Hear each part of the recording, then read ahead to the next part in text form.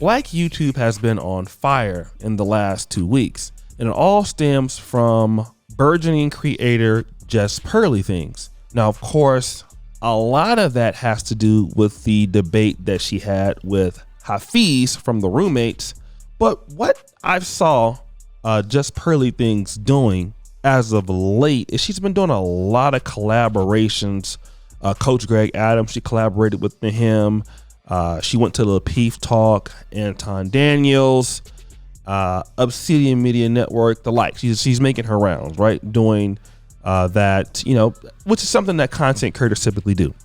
But within that, she has been accused of bringing black people, typically black women, on to her platform to use them for entertainment purposes. And this particular situation has woken up many people in, I would call, the conscious community on YouTube and the pro-black community on YouTube. One of those people being Omar Africa.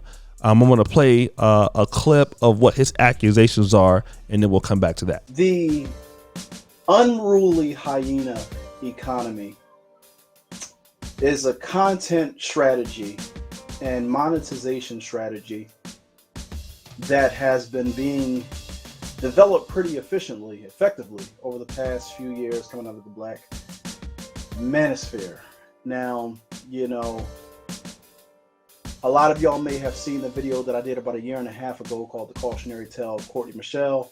It's basically addressing how the Peef Network uses black women for entertainment, uses black women as red meat to essentially dehumanize and toss to a highly anti-black audience or segment of folks who really don't fuck with black women at all. So I just saw a really interesting video from my brother O'Shea Duke Jackson, where he's, in my opinion, it looks like he is crowning this white woman as the new woman king of the manosphere. So I'm gonna play the clip so y'all can check it out. And then, I also want to play this clip from the Peef Network just so I can weigh in and give my perspective. Again, like I said, a lot of folks over there have what I refer to as a wimp psychology or a white identified male perspective.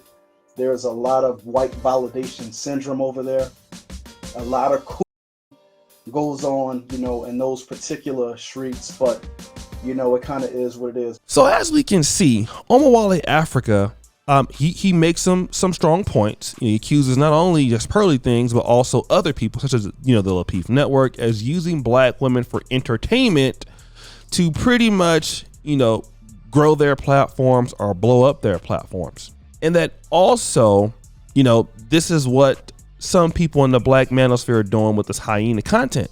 But Obsidian Media Network and Omar had their debates, which could have got a little personal. But Obsidian Media Network poses a question that I want to talk about today. Why is the pro-black community so concerned with white people? Now, this is very interesting because both sides make great points. The fact that black people have a lower knowledge of self and of community, because of these things, we allow people to be in our spaces that shouldn't be, and we at the same time don't offer value to each other. But now I see a little bit hypocrisy, because when I'm looking at the pro-black community, it seems like when they're worried about white people, they're worried about black men dating white women.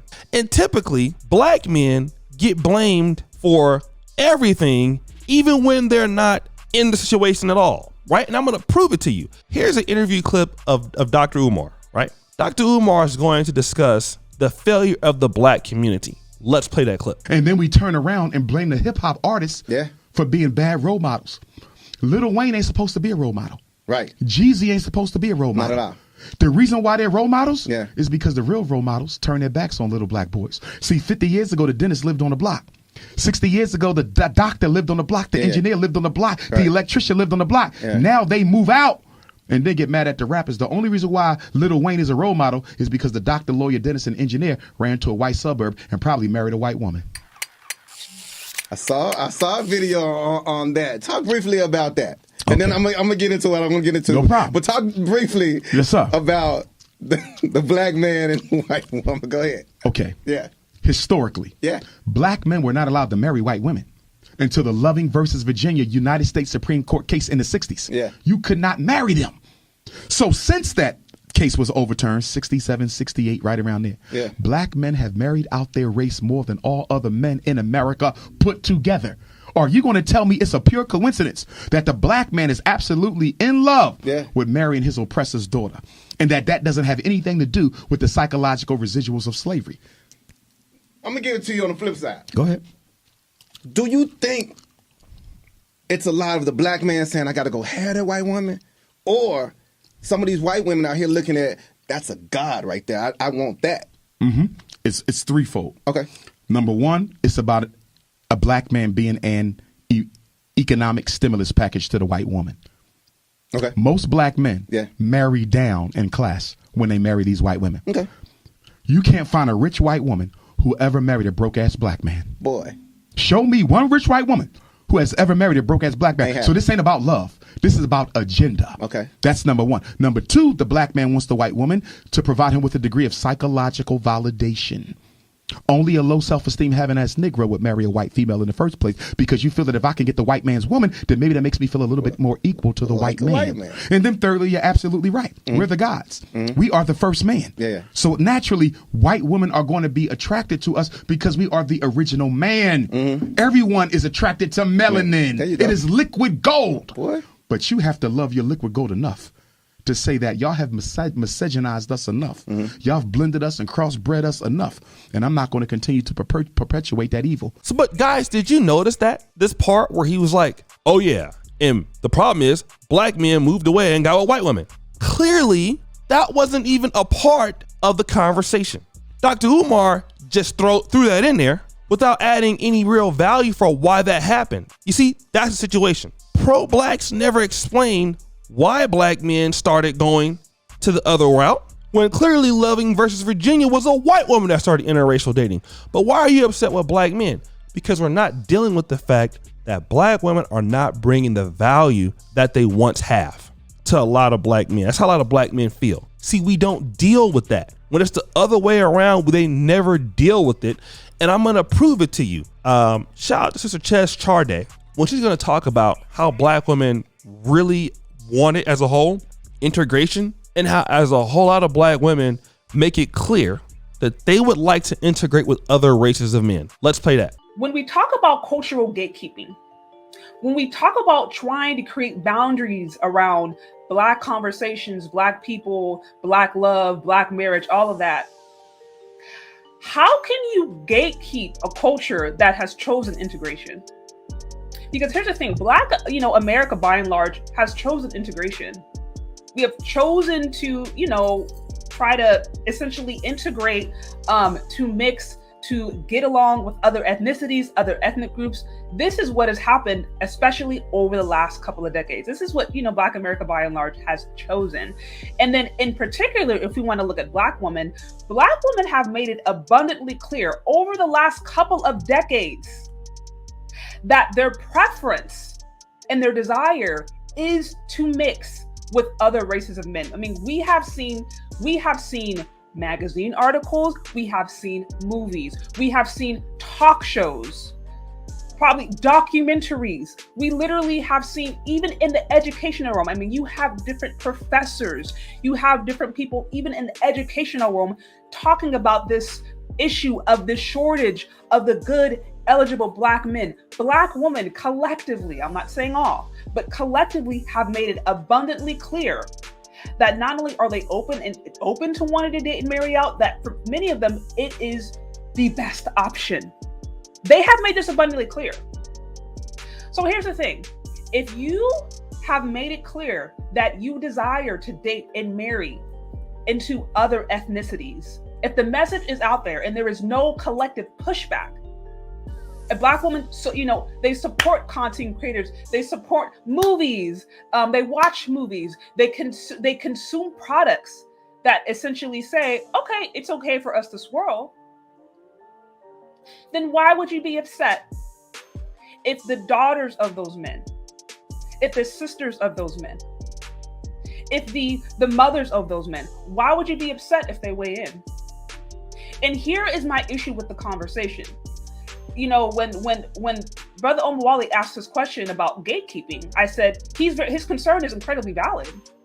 But we're talking to a group of people, and we're especially talking to a group of women who don't believe in culturally gatekeeping all across the board. Now, there are a handful of them I know who are trying to stand up and do things. Maad Speaks, you know, I Am Courtney Michelle is really trying to find ways to help build. There is a handful of them, but by and large, by our actions, and even by the things that we consume and even promote, Black women have shown that they are, at least if they don't believe in it for themselves, they are open to the idea of swirling. If you want to swirl, if you are open to dating and mating out, if you promote dating and mating out, or if you think it is okay, you have got to be okay with the consequences of that. And the consequences of that is now integrating and mixing into another culture. And that may also mean that they are going to maybe criticize or start to weigh in on issues that impact you. Why? Because you're now a part of their family. So this is Chess Charde. She's from California like me. And while some Black women are still staying, a lot of them are still dealing with the Black community and Black race. Many of them, if they could interracially date, they would take the opportunity. But you never hear pro-Blacks calling out the fact that Black women want white men. And here's the situation. There's another clip I want to play of a young lady who says she cannot stand Black men being with white women, but doesn't have a problem with Black women dealing with white men. I know that you don't believe me. Let's play that clip. I love Jonathan Majors. There was something in me that felt, I bet he has a white girlfriend. And when Antoinette revealed to me that he was in Sweden somewhere with a blonde-haired white woman, I don't celebrate that. I'm not going to celebrate their children that they have. Oh my God. It doesn't make me be like, yes, like, you know, some people together, you're like, I love them together. That's how we all got here. A white woman and a Black man. Help me through this. I don't have a logical answer. And what I get agitated about is because it's commercially trendy for people to be in interracial relationships, it's become a presentation of diluted Blackness. Like, aren't you happy to see like all these mixed families in Cheerios commercials? No, because the storytelling is not a mixed story. The storytelling is this is what's digestible for white people. I don't mind seeing Black women with white men. It gets even more toxic for me. Oh, you're toxic. What? I don't. What? Hold on. That's right, guys. It didn't make any sense. That's absolutely true. And this is why I want to come back to the pro-Black community being so concerned about white people. You know, for me, I tend not to be so concerned with these thoughts. The reason why I'm not concerned is because the people you're trying to make concerned don't care. I even told Brother Omawale that before, and Brother George. You're trying to make people, you know, care about what's going on that don't care. And the reason why they don't care is because we don't offer them any value or give them a reason why to care. So we can have the knowledge and you can read all the books you want, but if you don't have institutions that are set up that help Black people, you know, earn money, they help them get married, they help build communities, they help build businesses, they're not going to find any value in your complaints. And this is what I see from the pro-Black and conscious community. A lot of time complaining to people who absolutely don't care. What's the use in talking to people who don't care about that stuff? They don't care about integration. They don't mind a white woman. They don't mind dating white men. You're talking to the wrong people. What should be happening is let's try to get the people in the middle. That would be, you know, people who are in the middle, the people that we can win, and we can win only with our actions. But here's another point. The conscious community is quite silent on the fact that a lot of Black women don't mind Black women marrying white men and have a big issue with Black men marrying white women. And then the conscious community fails to ask the question, why do these men do what they do? Well, it's because he hates himself. He wants the status of the white man. He wants the status of this. He wants the white man have. Or is he not getting any value for him being a man in the situation that the Black community is in? Because you don't even ask those questions to Black men. The Black man is not receiving the value for investment for a Black wife in today's market. That's how many Black men feel, which is why they're not getting married, or they're marrying somebody else. Some guys don't want to get married at all. You know, that's the situation. It's not that black men won't marry black women. It's where's the value for money. A lot of brothers are, you know, when they meet a lot of sisters, they already have kids. You know, they have certain issues. Just like a black woman don't want to deal with somebody with issues. Why should a black man want to have to deal with that with issues? And these are the things that the conscious community doesn't want to talk about. It's one-sided. One-sided arguments tend to be duplicitous. Again, the conscious community's failure to produce tangible results that bring people together and produce things, which we know that doesn't happen. So, no ability to build, no ability to produce results, and then not having valuable trainings or teachings to the people to get women ready to want to be married to the black man, or vice versa. And then it's one-sided. Women can do anything in conscious communities, and men are the ones to blame for even when they're not even doing anything wrong. In that Umar Johnson situation, he just pretty much blamed black men for everything, you know, moving out of the community and marrying white women as it's the biggest problem. The biggest problem that's hurting the black community is black people are not adding any value to each other. You want black people to stay around each other when they don't add any value to each other. That's the issue. Men or women. So for me, I think there's great commentaries on both sides, especially Brother Omar Wally. I agree with him. I agree with the Obsidian. The thing is this, we should spend more of our energy trying to work together to create resources, and we need to win our people over to our processes of thinking instead of, you know, trying to shame them, because it doesn't work. It pushes black people away from your ideas. So guys, what do you think? It's your boy, O'Shea Duke Jackson. Back at it again. I'm out.